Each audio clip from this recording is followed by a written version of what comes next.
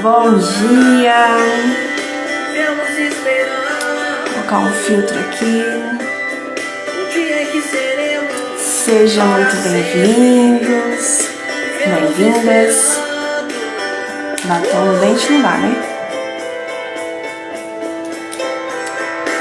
Uma live surpresa aqui hoje. Vou explicar um pouquinho como a mente dessa pessoa aqui funciona.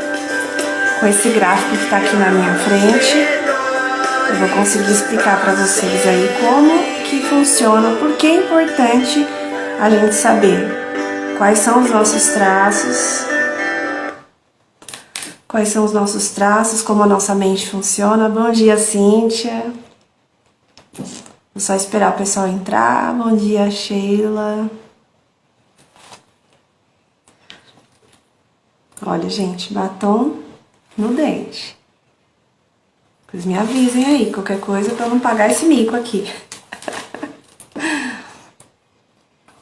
Encaminha aí essa live pra quem vocês conhecem, pra quem gostaria de entender as suas emoções, quem gostaria de entender pra que serve esse gráfico. A Sheila. Já vou preparar minhas bolachas. Muito bem. Tô aqui com o meu cafezinho também. Que provavelmente eu vou derrubar, né? Porque não combino muito com essas coisas muito assim, delicadas. Bom dia, Selma. Bom dia, Itamar. Sejam bem-vindos. Vai encaminhando aí a live para quem vocês conhecem, que hoje a gente vai bater um papo aqui sobre um gráfico aqui que eu peguei de uma pessoa, né? Que eu peguei aqui, separei pra gente poder conversar sobre a mente dessa pessoa, como que ela funciona. E hoje ela vai ter a oportunidade, essa pessoa vai ter a oportunidade de se conhecer de verdade. Porque a gente acha que a gente se conhece, né? Mas na verdade não, tem muita coisa envolvida. A gente começa, nasce, né, vai se desenvolvendo de uma maneira, mas aí vem as influências externas, que são a criação, né, o convívio com outras pessoas, e a gente vai se moldando aquilo que a gente acha que tem que ser, e não o que a gente realmente é, né, o que a gente realmente foi preparado para isso. E aí é onde iniciam-se as cobranças, onde começam a ficar tudo muito pesado na nossa vida. Bom dia, Eliseu. Então, hoje eu vou falar um pouquinho sobre isso. Aí quem quiser já vai encaminhando aí, dando coraçãozinho para o Instagram me entregar para as pessoas. Mas é isso. Essa pessoa aqui é muito legal ver o gráfico dela, né? Porque eu queria ter impresso para mostrar para vocês, mas não deu tempo de imprimir, não tinha nada aberto agora. E eu queria muito já fazer isso hoje, então não queria que essa pessoa esperasse um pouco mais, né, pra se conhecer, pra se entender. Então eu resolvi já fazer isso agora, e aí pras próximas eu vou melhorando, vou imprimindo o gráfico pra mostrar pra vocês. Eu anotei, mas eu acho que não vai dar pra ver, né, porque eu fiz com a caneta fraquinha, não dá pra ver não, né? Mas assim, o primeiro traço, né, dele é esquizoide. Dessa pessoa esquizoide tem 13%, 17% de psicopata, 18% de rígido, 22% de oral e 30% de masoquista. O que isso quer dizer, né? Então vou explicar um pouquinho como que funciona aqui. Então quando a gente é criança, lá na gestação, a gente começa a desenvolver esses traços de caráter, que vem ali do sistema nervoso, né, da nossa cabeça ali, ela vai se desenvolvendo e vai descendo até o final da coluna. Então começa na gestação, vai até os 5 anos, 6 anos de idade mais ou menos. Cada fase a gente vai moldando, a gente vai entendendo as coisas que estão acontecendo em nossa volta, né, o ambiente, a família, o que a gente ouve, o que as pessoas falam pra gente, e aquilo vai nos moldando, né, vai moldando tanto a nossa mente, né, como que a gente vai reagir às situações, quanto o nosso corpo também vai tendo um formato diferente. Então, às vezes a gente pensa assim, eu sou, sei lá, eu tenho o rosto mais afunilado porque meu pai e minha mãe é assim e tal. Mas, na verdade, existem algumas coisas que realmente são vêm, né, do DNA, e outras coisas não. E essas coisas que não vêm do DNA, vêm dos traços de caráter, né? Tem outras coisas envolvidas, epigenética e tal, mas agora a gente tá falando dos traços de caráter, né? Então essas coisas, a gente vai se tornando quem a gente realmente é, conforme a gente vai se desenvolvendo, vai passando por essas fases. Então o que a gente, às vezes, o que as pessoas falam pra gente, como as pessoas nos tratam, e muitas vezes tem a ver com como nós nos sentimos mesmo, como nós entendemos a situação enquanto crianças. Vocês estão conseguindo me ouvir direitinho? Esqueci de perguntar. Me ver, a imagem tá boa. Já pegaram aí o café de vocês? Fala aí pra mim se vocês estão me ouvindo bem, pra eu continuar. Não sei se vocês estão ouvindo o barulhinho aí da minha geladeira, ela tá meio doida. Tá ouvindo? Então tá bom. Então, nessa fase aí é quando vai, né, a criança vai se desenvolvendo, ela vai se tornando realmente. Então vai ser uma pessoa que vai, ou ela vai falar bastante, vai ser uma pessoa que gosta, sabe? Aquela pessoa que chega no lugar e ela já faz amigos, ela já começa a conversar, ela não tem problema, não tem aquela timidez, né? Ou então ela vai ser uma pessoa mais calada, vai ser uma pessoa mais reservada, ou vai ser aquela pessoa que gosta muito de inventar coisas, né? Então ela vai criar coisas, ela vai imaginar, e quando ela estiver assistindo um filme ou ouvindo uma história, ela vai entrar mesmo dentro daquela história, ela vai viver aquela situação. Então, existem pessoas que, ouvindo uma história, assistindo um filme, ela não tem tanta capacidade de entrar ali, né, naquela história. Já existem pessoas que elas vivem aquilo, né? Não sei se vocês já assistiram um desenho antigo, Fantástico Mundo de Bob. Por exemplo, agora eu me entreguei a minha idade, né? Mas tudo bem. Esse desenho mostra bem o menininho, né? Como ele consegue entrar na história. Então ele vai imaginando que ele tá passando no lugar e as coisas vão acontecendo. Então ali ele vai entrando na história. Já que não tem muito dessa capacidade, ele escuta, ele ouve, ele assiste, mas ele não consegue entrar mesmo dentro daquilo, né? Não consegue se envolver dessa maneira. Então são esse tipo de características que é interessante a gente entender como que a gente é, como que nós somos formados. Por quê? Porque isso vai influenciar no nosso dia a dia, né? Hoje, como adultos, nas nossas escolhas.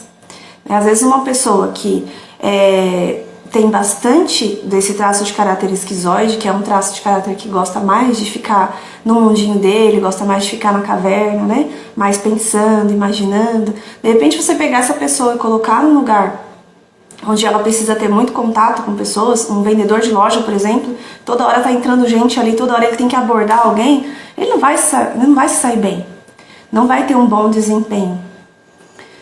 E aí ele vai se cobrar por isso, porque ele vai ver outras pessoas, né, uma pessoa que é mais cheinha, por exemplo, lá, né, todo mundo que entra, ela conversa, ela puxa papo, ela vende bem, ela consegue, né, se conectar ali com aquela pessoa, consegue vender, enquanto o outro não. Aquele que é bem magrinho, ele já não consegue muito, então ele vai começar a pensar, poxa, por que só eu não consigo? Todo mundo aqui tá batendo meta e eu não tô batendo meta, né? Então, quando a gente consegue ter esse gráfico aqui, né, que é o gráfico que eu faço em mãos, a gente começa a entender aonde a gente realmente pode estar, aonde a gente deve estar e onde a gente não deve estar. Então as nossas escolhas, elas vão sendo baseadas no que a gente realmente é e não no que a gente gostaria de ser ou no que alguém gostaria que a gente fosse, né? Porque muitas vezes a gente se baseia muito no que o... Você consegue mostrar o gráfico? Então, eu não consegui imprimir, porque eu decidi fazer assim em cima da hora, né? Mas para a próxima eu faço. Eu fiz aqui no papel, mas eu fiz uma caneta tão fraquinha que não dá pra ver, né? Dá? Não. Não, acho que não. Mas enfim, é isso aqui. Então eu vou falar um pouquinho como que a mente dessa pessoa aqui, né? Como que essa pessoa funciona. Se a gente for falar assim, da estrutura do corpo dessa pessoa, como que é? Então é uma pessoa que tem formatos mais quadradinhos pelo corpo.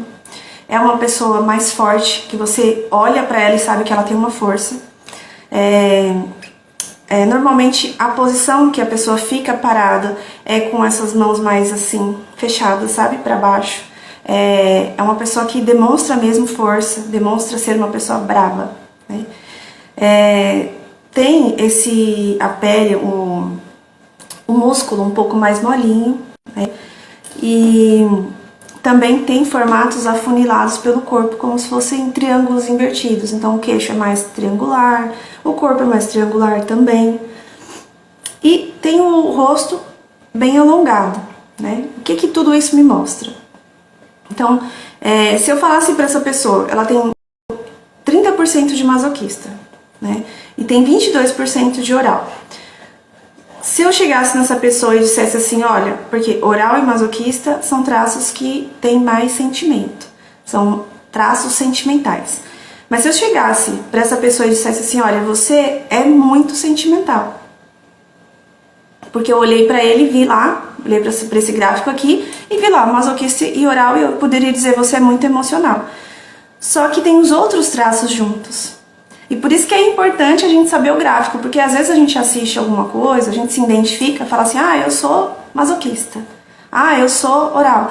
Mas na verdade nós somos a mistura disso. E aí quando o pico é muito alto, acima de 30%, a gente realmente se identifica mais com aquele traço. Mas quando a gente tem traços mais distribuídos, que é mais ou menos perto dos 20%, a gente já não consegue mais se identificar só com um gráfico, só com um traço. Porque a gente vai estar oscilando. Então imagina ali, né, que dentro da sua cabeça tem 5 bonequinhos que eles comandam toda hora. Cada hora um está no volante. Então uma hora você vai ser de um jeito, outra hora você vai ser de outro jeito. Depende de quem está comandando naquele momento. Então quando a pessoa é um pouco mais distribuída, né, que é quando tem ali perto dos 20%, essa oscilação é grande, né? Então uma hora ela vai estar sorrindo, outra hora ela vai estar brava, uma hora ela vai estar muito atenciosa, outra hora ela vai estar falante. Então ela muda muito. E no caso dessa pessoa aqui que eu peguei, é mais ou menos isso. Por quê?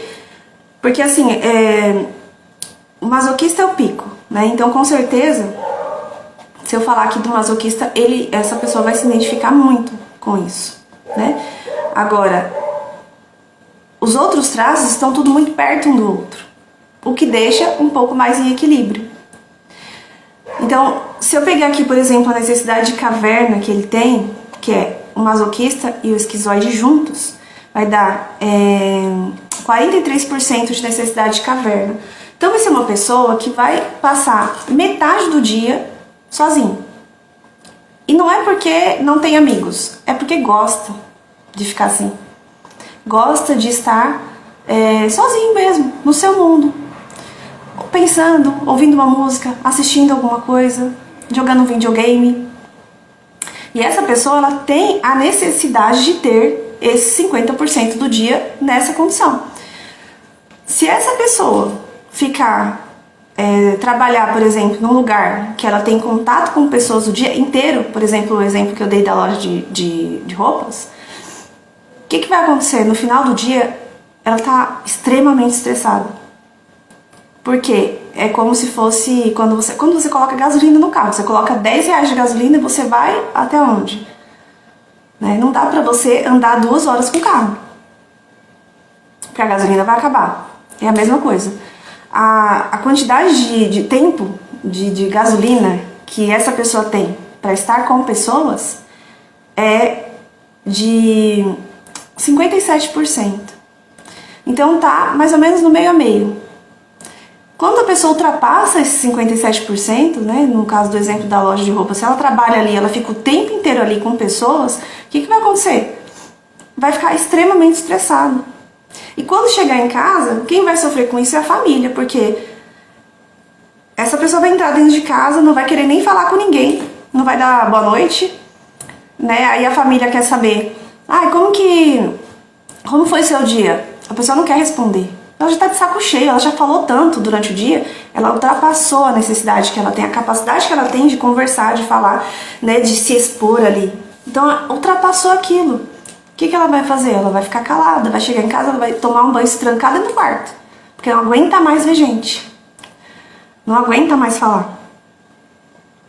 Só que ao mesmo tempo, como essa pessoa tem 57% de necessidade de estar com pessoas, precisa ser dosado. Porque se essa pessoa ficar o tempo inteiro trancada dentro de casa, não ter contato com ninguém, não sair, não ver, não conversar, também vai acontecer o mesmo. A tendência vai ser se isolar cada vez mais. E aí é possível que entre até numa depressão. Só que muitas vezes o que acontece? Dependendo, às vezes, da criação, ao jeito que a pessoa entendeu que ela precisava ser, que ela precisava viver, ela se trancou mais. E aí quando a gente mostra para essa pessoa assim, olha, você tem 57% de necessidade de estar com pessoas, pode ser que essa pessoa diga, não, eu prefiro ficar sozinho o dia inteiro. Eu prefiro ficar quieta, né? Eu não quero contato. Mas na verdade é o quê? Foi o jeito que essa pessoa entendeu que ela tinha que ser. Então ela entendeu que ela precisava ser reservada o tempo inteiro. E isso vai refletir em todos os aspectos, né? Porque aí vai ser uma pessoa que precisa de pessoas, né? Porque metade do tempo dessa pessoa ela tem que estar com pessoas. E aí ela vai perceber que ela precisa, ela sabe que ela precisa, internamente ela sabe que ela precisa, mas ela acha que não. Ela acha que ela não pode ser assim. E ela vai se mudando, então ela vai se moldando, né? E vai ficando uma pessoa cada vez mais reservada. Em vez dela usar essa capacidade dela de conversar, né, de estar com pessoas, ela vai ficando cada vez mais no seu mundinho lá, cada vez mais na caverna, sozinho. E isso vai fazendo com que essa pessoa vá entrando na dor. Então, por isso que é importante saber exatamente como que a gente tem que reagir, né? Não basta só saber o traço, precisa saber a combinação deles. Por isso que é importante o gráfico. Por isso que é importante ter esse gráfico em mãos. Essa pessoa é uma pessoa que está saindo está entrando na fase adulta, né, ainda. E interessante conversar com a mãe dessa pessoa, porque ela me disse assim, olha, meu filho fica... agora eu já até falei quem é, o sexo, né? Mas enfim, ele fica muito tempo trancado dentro de casa. É normal? E as pessoas falam, né, ao redor, as pessoas falam, criticam. Ah, mas fica muito tempo no videogame, fica muito tempo na televisão, fica muito tempo trancado dentro de casa. E aí quando a gente pega o gráfico, a gente entende o quê? Que metade do tempo dele, ele vai estar trancado dentro de casa. Metade do tempo dele, ele vai querer isso, ele vai querer se isolar. Mas a outra metade, ele precisa ter contato com pessoas. E se ele não fizer isso, vai chegar uma fase da vida dele que ele não vai suportar. E aí vai entrar numa depressão mesmo. E aí agora imagina o alívio dessa mãe de olhar o gráfico e entender que metade do dia dele ele vai estar dentro de casa mesmo. E que tudo que as pessoas estão falando em volta, elas estão falando porque elas se preocupam, mas elas não sabem como ele foi formado. Então imagina o alívio agora, ela falar, poxa, então ele tá certo. É a necessidade dele. Ele não tem necessidade de estar o tempo todo ali conversando, o tempo todo saindo, né? Ele vai ser uma pessoa reservada. E outra coisa muito interessante aqui dele, é uma pessoa seletiva. Por mais que esses 57% aqui, ele precise de ter contato com as pessoas, mas ele é uma pessoa seletiva. Ele não vai estar com qualquer um. Ele vai escolher quem ele quer estar. Ele vai olhar e falar assim, ó, não, esse eu não gosto não. Não, esse não é muito agradável. Ah, esse sim. Esse é legal, esse eu quero estar perto.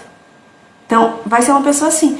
Então, imagina, 57% de necessidade de pessoas que ele escolhe, que ele goste de estar. Perguntaram aqui, por isso a Netflix faz sucesso? Descobriu quase todos. Ele tá puxando o saco, né?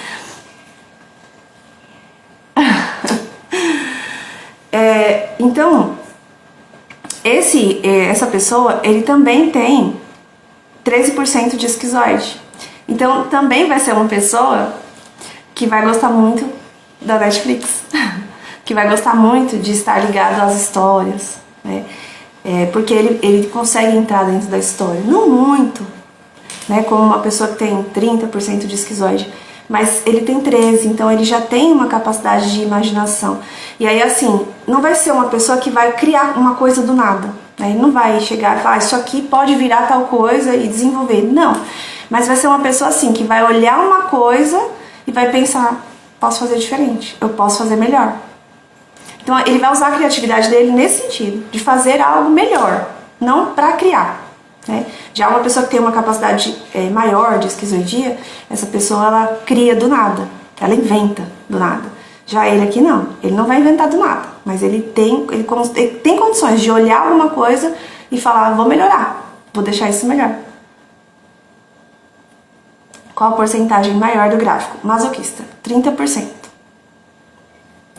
30% de masoquista. E aí o que vai acontecer? É uma pessoa que não vai expor os seus sentimentos com facilidade.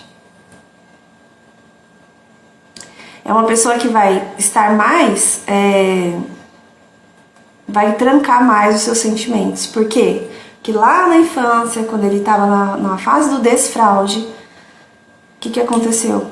Passou por situações em que ele entendeu que ele precisava ficar,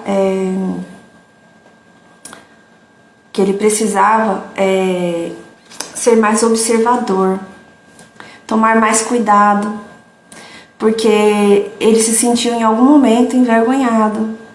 Ele sentiu que em algum momento, lá naquela fase onde ele ainda não conseguia controlar as suas necessidades, que aquilo era uma vergonha, quando ele, sem querer, fazia na roupa, né? Não conseguia, não dava tempo de ir até o banheiro. E aí ele foi entendendo que isso era uma vergonha.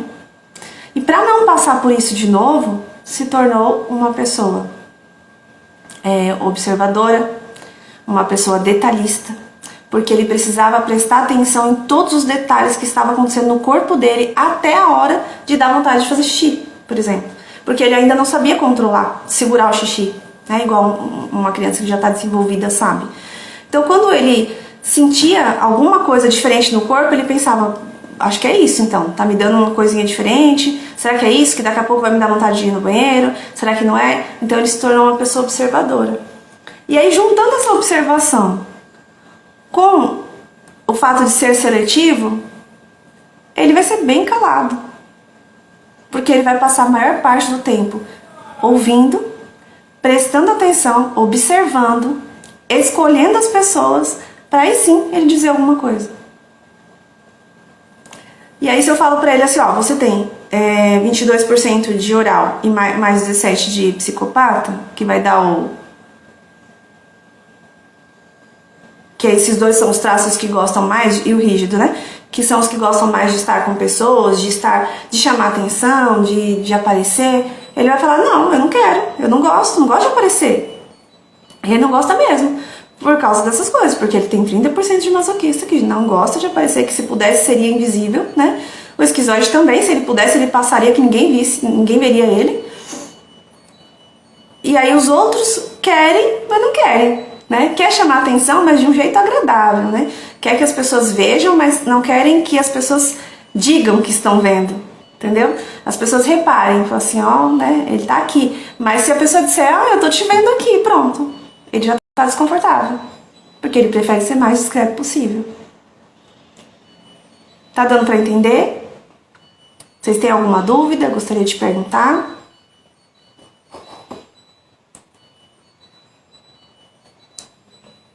O café já até esfriou.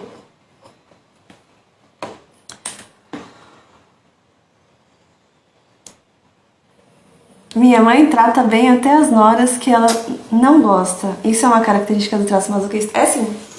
É porque essa pessoa tem dificuldade de dizer não, né? Dificuldade de desagradar. Porque ela tem medo. Ela tem medo de ser humilhada, tem medo de ser exposta. E ela tem, assim, uma capacidade de força muito grande. Então, é até interessante porque, assim, inconscientemente, né? A pessoa não tem essa clareza, mas de modo inconsciente, o masoquista ele se coloca numa condição superior dos outros.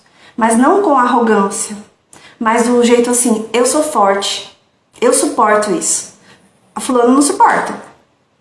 O problema que fulano tá passando, ele não suporta, mas eu suporto. Então o que ele faz? Ele vai lá e pega o problema e fala, daqui que eu resolvo.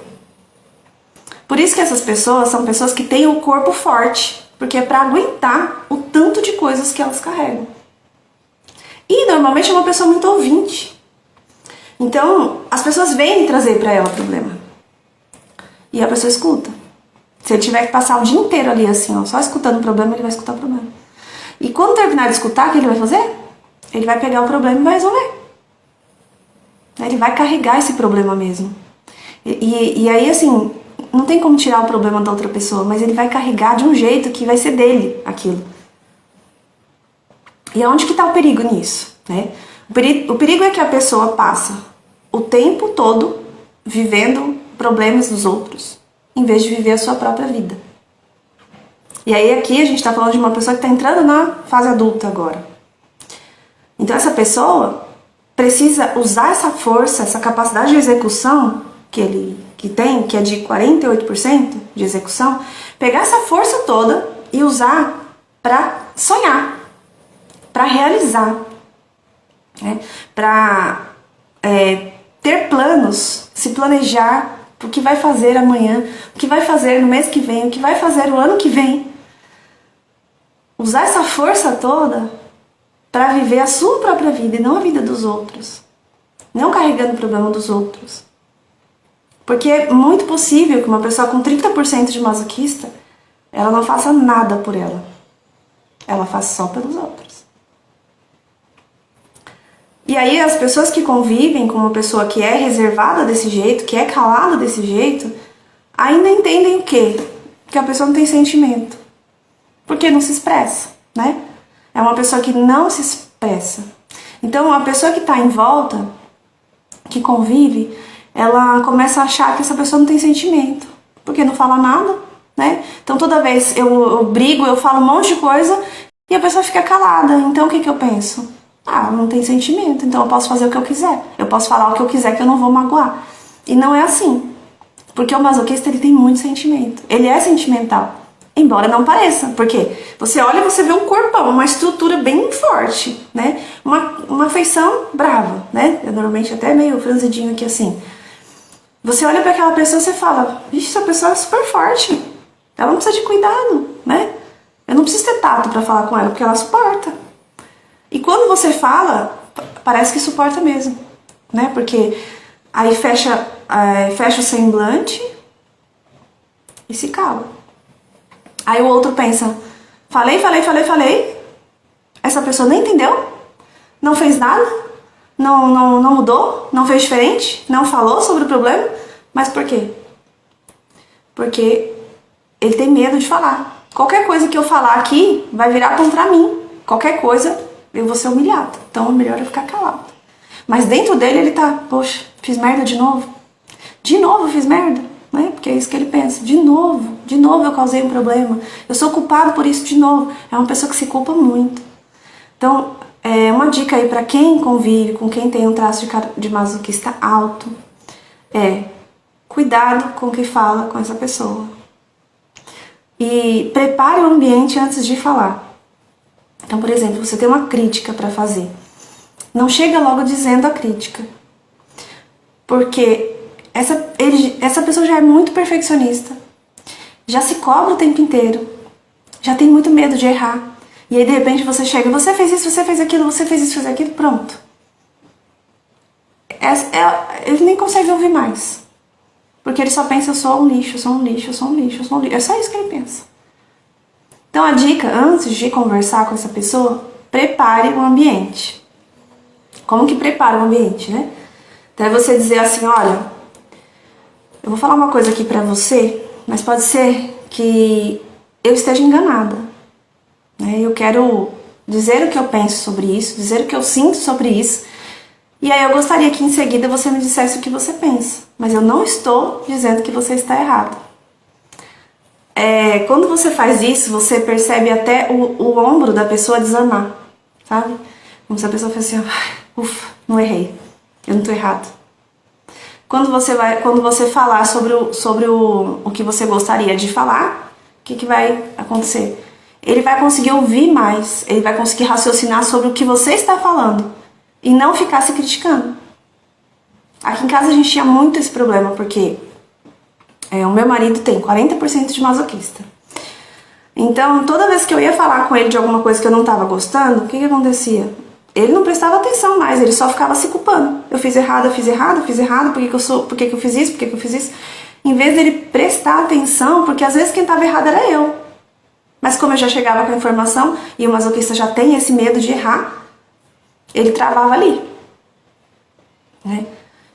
Então, tomar cuidado com o que fala com essa pessoa, com o jeito que fala com essa pessoa é importante. Né?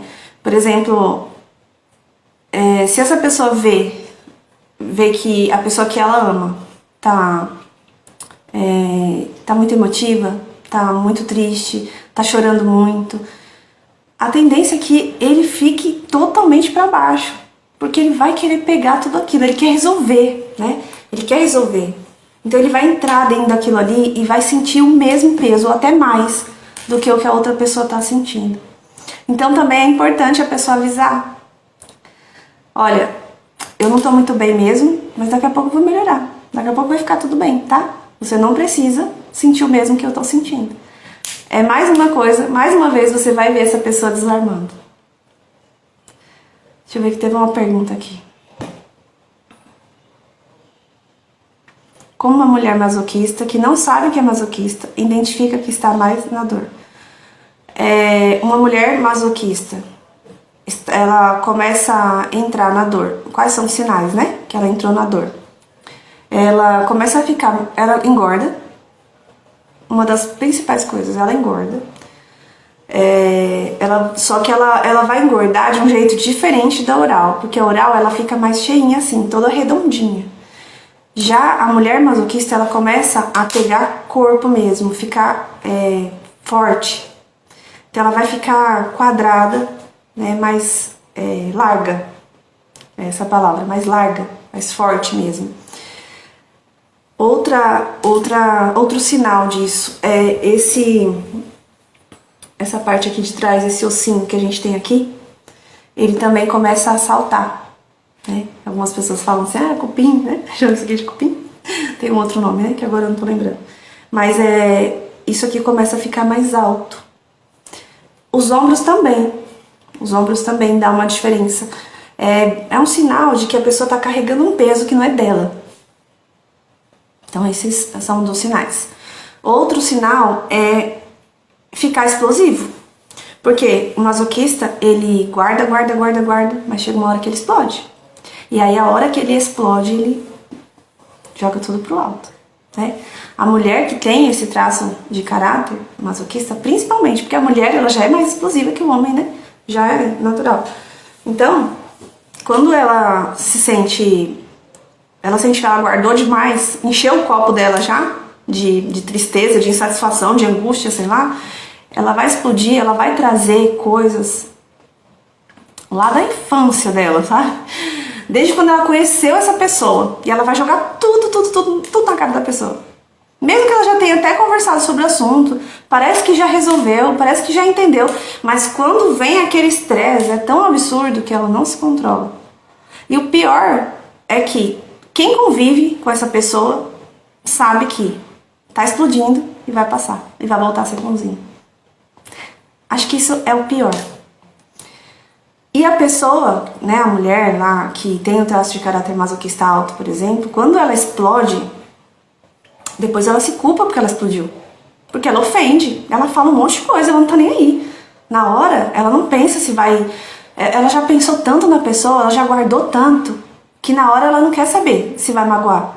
Ela pensa, que se dane, já guardei tudo isso agora, então agora eu vou falar tudo mesmo, e ela fala. Só que depois que passa, ela se culpa demais. Ela fala, gente, por que eu fui falar isso? Por que eu fui fazer isso? Né? E aí entra na questão da culpa. E a pessoa que convive com essa pessoa já sabe, porque quem tá de fora observa, então ela já sabe. E na hora que acontece a explosão, a pessoa se assusta, fica com medo, porque realmente é uma explosão muito grande, a pessoa fica com medo, só que ela pensa em seguida, vai passar. Porque passa. E aí a hora que passa, depois que a pessoa já colocou tudo pra fora, o que acontece? Ela volta a ser boazinha de novo, volta a aguentar tudo de novo, volta a não impor limites, volta a aceitar tudo que as pessoas estão falando, fazendo. Não diz não. E aí, de novo, começa a encher o copinho de novo, da insatisfação, da tristeza, da chateação. Vai enchendo esse copinho de novo, até que chega uma hora ela explode de novo. E aí, qual que é a dica aqui? É você que tem esse traço de caráter masoquista alto, não espere. Não espere o copinho encher. Aprenda a se comunicar. Né? Esse é uma das coisas, né, da vida adulta. É aprender a se comunicar. Então as pessoas precisam saber que você não gosta de ser tratado assim. As pessoas precisam saber que você precisa ter o seu espaço, que você precisa ter tempo para pensar, que você precisa ter tempo para organizar as suas ideias. Porque se você não tiver esse tempo, você também vai se tornar uma pessoa explosiva. E no caso dessa pessoa aqui, que tem 17% de psicopata, o psicopata junto com o masoquista, o que vai fazer? Vai fazer, quando a pessoa está na dor, né? Vai fazer com que a pessoa fique autoritária. Então vai ser uma pessoa que vai, na hora da explosão, ela vai falar alto. Se ela perceber que ela não está conseguindo mostrar para o outro o que ela precisa, o outro não está entendendo, quem convive com ela não está entendendo, o que ela vai fazer? Ela vai explodir de um jeito bem autoritário. É aquela pessoa que grita, que maltrata. Né? Se ela chegar num ponto que eu perdi totalmente o controle, ninguém aqui me entende, ninguém me escuta, eu não consigo falar, não consigo pôr pra fora, eu não consigo impor limites, eu tô de saco cheio, vai começar a ser autoritário. Vai ser... Então, assim, tem os dois extremos, né? Ou é uma pessoa que aceita tudo bem quietinho, né? Ou ele vai pro outro lado, que é o lado de ser... Bom, já que tá todo mundo me humilhando, então agora quem vai humilhar sou eu. Aí eu quero ver. Sabe aqueles chefes de empresa que são assim? Que maltrata todo mundo, que grita alto, que fala alto na frente de todo mundo, que não tá nem aí se o outro tá sentindo vergonha ou não, que não consegue conversar? Normalmente ele tem um traço masoquista alto. Porque ele não sabe controlar isso dentro dele. Então ele fala, bom, então não vou deixar ninguém me fazer passar vergonha, mas eu vou fazer os outros passarem vergonha. Antes que isso acontecesse comigo. Então a mulher que trata seu traço masoquista pode emagrecer? Pode emagrecer. Ela vai emagrecer quando ela aprender a deixar cada um cuidar dos seus problemas. E ela cuidar só do dela, né? E dos sonhos dela. Quando ela começa a ir em busca dos sonhos, dos objetivos, e parar de viver a vida dos outros, ela emagrece. Ela nunca vai ser falando só do masoquista, tá? Dependendo da combinação, é diferente, mas falando acima de 30% para cima, ela nunca vai ser uma pessoa magrinha, que você vai olhar e vai falar assim, vai quebrar, sabe? Nunca vai ser assim, ela vai ser uma pessoa forte. Você vai olhar para ela e você vai saber que essa pessoa tem estrutura, né? Ela tem uma força que é dela já no corpo, mas ela diminui. Tanto as medidas dela diminuem, quanto o peso mesmo. Porque imagina que a pessoa tá com uma mochila mesmo nas costas, e aí essa mochila tá cheia de coisa ali, e ela sobe numa balança, né? Vai estar um peso maior. Agora, se ela tira essa mochila, tira um monte de coisa ali de dentro da mochila e coloca só o que realmente é importante, põe a mochila de novo e pesa, vai dar uma diferença. E essa é a diferença. E é claro, não é uma coisa assim, da hora, né, de uma hora para outra. Não é. É um processo. O processo se inicia com a análise corporal. Porque aí você se conhece, você entende quem você é, e aí você começa uma caminhada. Que aí é um processo. Como é que você vai fazer para largar esse peso, né? Como que você vai fazer para impor limites? Como que você vai fazer para não carregar tanta culpa? É um processo. E aí você vai caminhando em direção a esse processo, todo dia um pouco mais. Porque se você viveu 20, 30 anos fazendo a mesma coisa, você deixando que as pessoas fizessem o que quisessem com você, falassem o que quisessem, o que vai acontecer? Quando você quiser mudar, não vai ser rápido. Primeiro que as pessoas vão estranhar. né? As pessoas vão falar, pronto, o que aconteceu? Tá louco? Né? Tá louca? O que aconteceu com essa pessoa agora que mudou totalmente? E você vai estar meio assim ainda com receio, porque você vai ouvir a crítica e você vai falar, opa, então acho que eu tô errado, então vou voltar a ser o que eu era antes. Aí depois você pensa, não, mas o que eu era antes não estava bom pra mim. O melhor pra mim é ser o que eu sou hoje. Então você vai cultivando. E aí o seu cérebro, o seu organismo vai se acostumando a viver de um modo mais leve e a viver pra você, pensando em você. Deixa eu ver o que mais eu posso dizer aqui. O nível de dependência emocional dessa pessoa também é um pouco alto, é 52%. Então, também é uma pessoa que precisa ter atenção a essa dependência emocional. O que é essa dependência emocional? É você achar que você depende de outra pessoa para viver. Você depende de outra pessoa para você ser feliz. Isso é uma dependência emocional. É como... é a mesma coisa de um vício, sabe? De uma pessoa que é viciada em álcool ou é viciada em cigarro. Como que é o nível, né? A pessoa não pode ficar sem aquilo, que aquilo faz mal, que aquilo incomoda, e aí ela fica buscando outra coisa, aquela insatisfação. A dependência emocional é a mesma coisa. É uma dependência do outro. Então eu dependo da minha mãe, eu dependo do meu pai, eu dependo, sei lá, dos meus irmãos, eu dependo de alguém para ser feliz. É isso que ele pensa, é isso que essa pessoa pensa. Mas na verdade não. Quando a gente passa para a fase adulta, a gente não depende mais de ninguém. Aí é a hora da gente se encontrar, da gente se entender, da gente saber o que a gente gosta, e entender que é possível ser feliz sem a outra pessoa. Porque na verdade, a gente já tem que ir ao encontro da outra pessoa feliz, né? Completa. As pessoas costumam dizer assim, eu preciso achar metade da minha laranja, né? Na verdade, a gente já tem que estar uma laranja inteira. Porque se a gente for uma metade, quando a gente chega perto do outro, a gente se torna independente. Porque aí a outra metade é que vai completar, né? Então não, a gente tem que ser completo sempre. Independente das outras pessoas. Você disse que seu marido tem 40% de masoquista. Pode dar exemplo de uma situação real disso na prática? Posso. Ele é uma pessoa muito observador, né? Ele é muito observador. Ele é muito detalhista e é calado. Ele não é o tempo todo calado, mas boa parte do tempo ele é calado.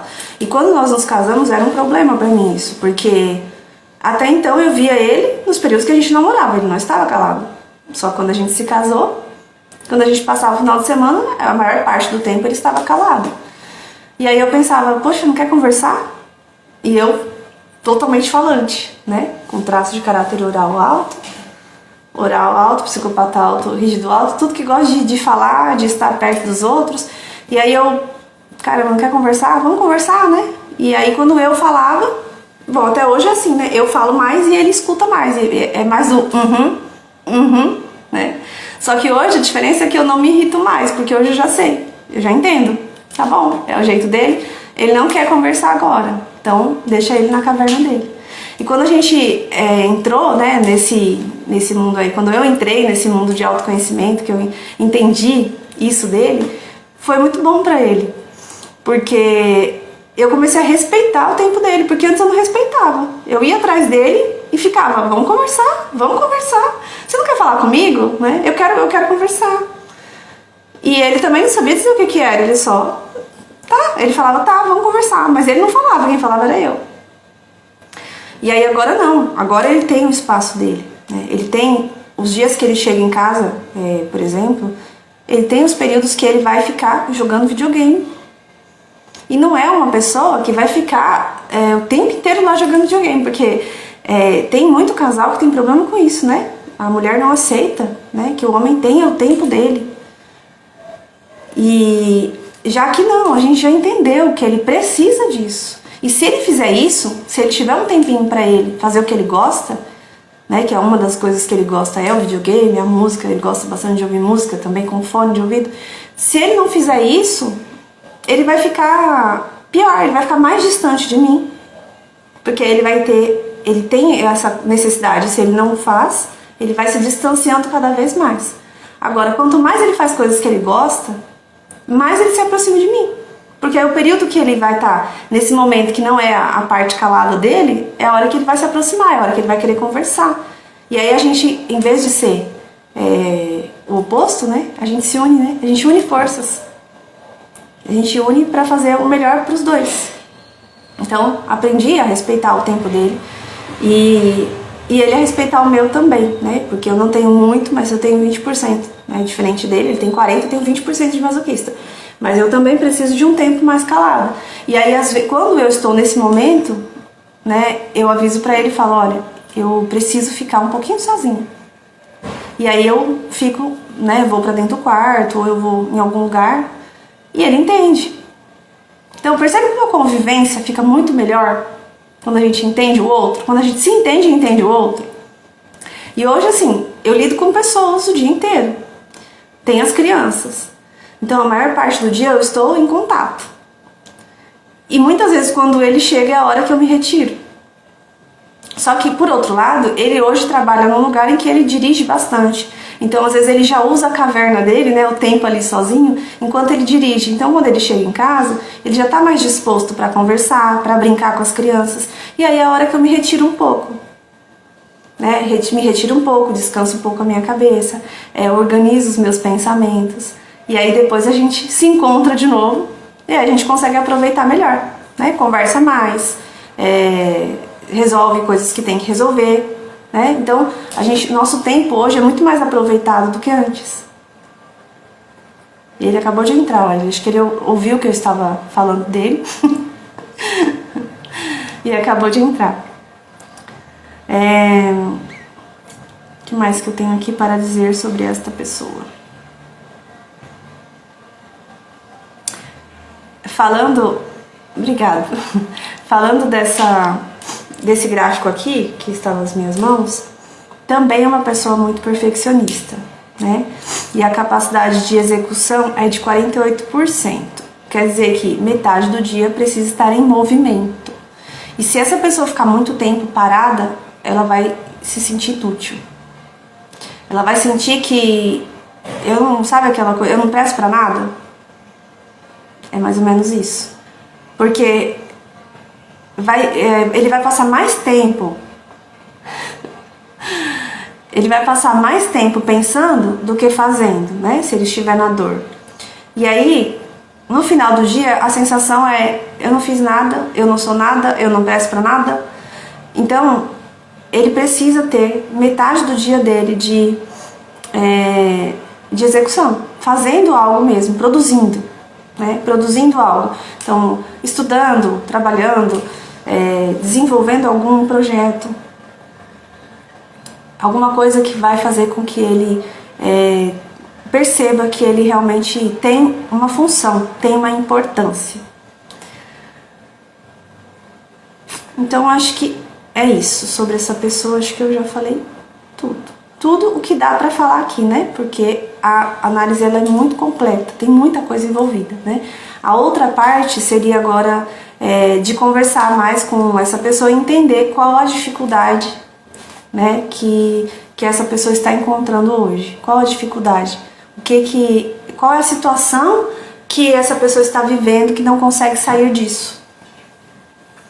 E aí eu ia conseguir orientar, né? Já conhecendo, né, pelos traços aqui, eu ia conseguir orientar para que essa pessoa tomasse a melhor decisão, né? Claro que a decisão é sempre da pessoa, mas os caminhos eu consigo indicar, né? E aí a pessoa vai tomar uma decisão, para que lado ela vai, o que ela vai fazer, né? Vamos supor que está num emprego que no caso aqui, não é um emprego que a pessoa fica muito tempo com pessoas, ela não vai conseguir ficar lá, ela não vai conseguir, ela tá ficando muito estressada, ela vai precisar tomar uma atitude, né? Porque o ambiente, ele influencia muito pra gente sentir de novo as dores da infância. Então, nesse caso, na segunda parte, né, seria isso, trazer alguns problemas, né, 2 problemas, onde eu vou ensinar, onde eu vou ajudar, vou orientar, para que a pessoa consiga sair daquilo, baseado aqui agora no conhecimento que ela tem sobre ela. E aí vai iniciar esse processo, essa caminhada. E é assim, gente, é muito bom. É maravilhoso a convivência, o relacionamento em todos os sentidos. Relacionamento com filhos, relacionamento com o marido, relacionamento no emprego, relacionamento com a família. Tudo muda. Com os pais, tudo. Tudo muda. Porque você aprende a se respeitar, você aprende a se amar, você aprende a impor limites. As pessoas começam a te valorizar mais, né? A te dar mais importância. Outra coisa que eu não mencionei aqui, mas essa pessoa aqui, ela tem uma necessidade de trocas grandes. Então, ela vai sempre fazer alguma coisa, mesmo que sem ter essa clareza, ela espera algo em troca. Então, não é que é uma pessoa interesseira, né? Como as pessoas dizem por aí, você é interesseiro, não é isso não. Mas a formação dessa pessoa fez com que ela entendesse que ela precisa ter alguma coisa, oferecer alguma coisa para ela ser amada, para ela ser aceita. Então hoje, essa pessoa vive em busca disso, de ter algo para oferecer. E esquece que o mais importante é o que ela realmente é, e não o que ela realmente tem. Então vai ser uma pessoa que vai sofrer um pouco mais na questão financeira, por exemplo, vai se desgastar um pouco mais, porque ela vai entender que quanto mais ela tiver, mais as pessoas vão gostar dela. E quando ela não tem, ela se sente inferior, ela acha que ninguém vai gostar dela, porque ela não tem. E não é só na questão financeira, mas boa parte disso envolve a questão financeira. Todos os seus irmãos têm o mesmo traço dominante? Os meus irmãos? Bom, dos irmãos em geral, né? Não, os traços eles vão ser desenvolvidos de acordo com a percepção da criança, o ambiente e a percepção, né? Então, gêmeos, por exemplo, tem até casos de gêmeos que foram criados separados e eles têm a aparência que você olha e você sabe que são gêmeos, mas eles são totalmente diferentes. São iguais, mas são diferentes, porque o formato, a sensação e a expressão de olhos, boca, tronco, quadril, pernas, muda. E mesmo os que moram juntos, mesmo irmãos gêmeos que moram juntos, inclusive eu fiz até um videozinho explicativo bem rapidinho, mostrando, pegando alguns gêmeos que são famosos, né? E mostrando que mesmo eles sendo gêmeos, eles são iguais. Você olha, você fala, não tem como não dizer que não são gêmeos. Mas você vê que o olho é diferente, você vê que a boca é diferente, a estrutura do corpo, um é mais quadrado, o outro tem mais curvas, né? Um é mais redondinho, o outro é mais triangular. Então, muda. Por quê? Por que muda? No caso de gêmeos, eles estão passando pela mesma situação, né? Pela mesma fase, porque o pai e a mãe, eles estão vivendo a mesma coisa ali naquele mesmo período, enquanto eles estão com 1 ano, 2 anos, 3 anos, é a mesma coisa. Mas muda o que eles entendem da situação. Se você tem mais irmãos, você pode perguntar de uma situação específica que você se lembra da infância e perguntar como que você viu essa situação, quando aconteceu, o que você pensou? Você vai perceber que cada um tem um lado da história que observou, né? Cada um viu de um jeito diferente. Esses dias a gente estava conversando, eu e os meus irmãos, né? Nós estávamos conversando, inclusive, sobre isso. A minha irmã disse assim, eu estava pensando que filho do meio é o que sofre mais. Ela é do meio, né? Filho do meio é o que sofre mais. Você era feliz e não sabia, ela falou pra mim, né? E aí eu comentei, não, mas eu não tive atenção de caçula, que todo mundo diz que tem, eu não tive. Já o meu irmão disse, não, vocês duas tiveram, quem não teve fui eu. Quer dizer, cada um tem a sua percepção do momento, né? Eu senti que não tive, ela sentiu que, de alguma maneira, ela estava ali no meio termo, né? Ela nem era caçula, nem era mais velha, estava ali jogada, como ela disse. E já o meu irmão já falou, não, vocês duas eram ali as menores, eu era o mais velho, eu que sofri mais. Então, cada um tem a sua percepção. E é essa percepção, junto com o ambiente que você vive na infância, que vai dando para você o formato, a sensação e a expressão do seu corpo. E quando adulto, vai ficar mais evidente, né, dependendo da situação que você vive. Então, se você está vivendo uma situação que um traço masoquista, por exemplo, se você está vivendo uma situação onde você não pode se expressar, onde você não consegue expor o que você sente, você não confia nas pessoas que estão ali perto de você, que você sabe que se você falar alguma coisa, depois a pessoa vai vir, vai jogar na sua cara aquilo, vai te expor, vai te humilhar, a estrutura do seu corpo, ela vai mudar, vai intensificar esse traço. E aí quando você sai dessa situação, você começa a perder um pouco aquilo. Então por isso que a mulher masoquista, a mulher oral, ela consegue emagrecer quando ela muda o comportamento dela, quando ela muda a consciência dela. Não é só o que come, nem o quanto come. É importante? É. É importante a atividade física? É. Mas o comportamento é mais importante.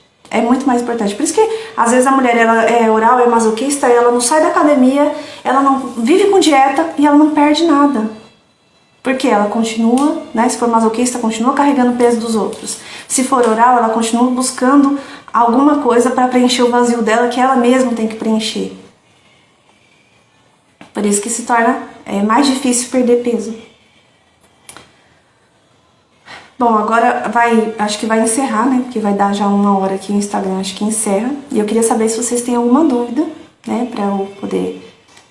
Tá com um delayzinho aqui. Amei, fez todo sentido. Que bom que você gostou. Muito.